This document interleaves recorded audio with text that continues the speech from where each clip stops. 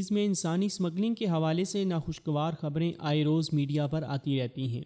در حقیقت انسانی اسمگلنگ اچھے روزگار، خوشحال زندگی کے سبز باغ دکھانے کے ذریعے بھاری رقوم بٹور کر سادہ غریب لوگوں کی جمع پونجی چھیننے اور انہیں غیر قانونی طریقے سے بیرون ممالک پہنچانے کا گورکھ دھندا ہے، اور اس مذموم دھندے میں مصروف انسانی اسمگلروں کا گروہ تقریباً پورے ملک میں پھیلا ہوا ہے۔ واضح رہے کہ اقوام متحدہ کی ایک رپورٹ کے مطابق پاکستان میں انسانی اسمگلنگ کی صورتحال سنگین تر ہوتی جا رہی ہے۔ یورپی یونین اور مشرق وسطیٰ جانے والے پاکستانیوں کی شرح میں نہایت تیزی سے اضافہ دیکھنے میں آیا ہے۔ وطن عزیز میں انسانی اسمگلنگ کا دھندا انتہائی افسوسناک امر ہے، جبکہ بڑے بڑے بااثر لوگ اس دھندے میں ملوث ہیں، جن کے تعلقات اعلیٰ انتظامیہ اور پولیس افسران کے ساتھ ہیں۔ یاد رہے کہ الیکٹرانک اور سوشل میڈیا کی وجہ سے روزانہ ایسے واقعات نوٹس میں آتے رہتے ہیں، اور پھر انتظامیہ اور متعلقہ ادارے اپنی اپنی وضاحتیں پیش کرتے نظر آتے ہیں۔ یہ بھی ایک حقیقت ہے کہ متعلقہ اداروں کے بعض افسران اور اہلکار بھی اس دھندے میں ملوث ہیں، اس لیے یہ غیر قانونی کاروبار دن بدن پھل پھول رہا ہے۔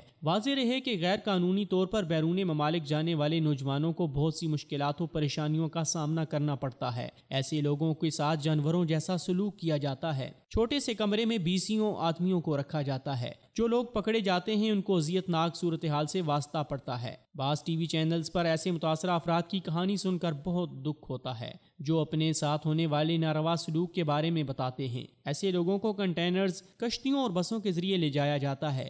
بعض لوگ کنٹینرز میں دم توڑ جاتے ہیں۔ یہی وجہ ہے کہ بسا اوقات یورپ جانے والے جاتے جاتے کنٹینرز میں مردہ پائے گئے۔ ایسے کئی واقعات رونما ہو چکے ہیں، مگر افسوس صد افسوس کہ اس طرح غیر قانونی طور پر باہر جانے والوں کی تعداد میں کمی واقع نہیں ہو رہی۔ انسانی اسمگلرز اور جعلی ریکروٹنگ ایجنسیاں اپنی جیبیں تو بھر لیتی ہیں، مگر جن نوجوانوں کے مستقبل سے وہ کھیلتے ہیں وہ یا تو زندگی کی بازی ہی ہار جاتے ہیں، یا پھر پاکستان آ کر قانون کے شکنجے میں پھنس جاتے ہیں اور قید و بند کی صعوبتیں جھیلتے ہیں۔ یہی وجہ ہے کہ سینکڑوں نوجوان اب بھی جیلوں میں پڑے ہوئے ہیں۔ بس ضرورت اس امر کی ہے کہ انسانی اسمگلنگ کے گھنونے کاروبار کی روک تھام کے لیے وطن عزیز میں بے روزگاری کے خاتمے کے لیے ٹھوس، مؤثر اور مستقل بنیادوں پر منصوبہ بندی کی جائے اور روزگار کے بہتر مواقع پیدا کیے جائیں۔ مزید یہ کہ انسانی اسمگلرز کی مذموم اور گھنونی سرگرمیوں سے عوام الناس میں شعور اجاگر کرنے کے لیے ملکی سطح پر ایک مؤثر تشہیری مہم چلائی جائے اور انسانی اسمگلنگ کے اس گھنونے کاروبار میں ملوث افراد کو کڑی سے کڑی اور عبرتناک سزا دی جائے، تاکہ انسانی اسمگلنگ جیسے گورکھ دھندے کا شکار ہونے والے لوگوں کی زندگیوں کو بچایا جا سکے۔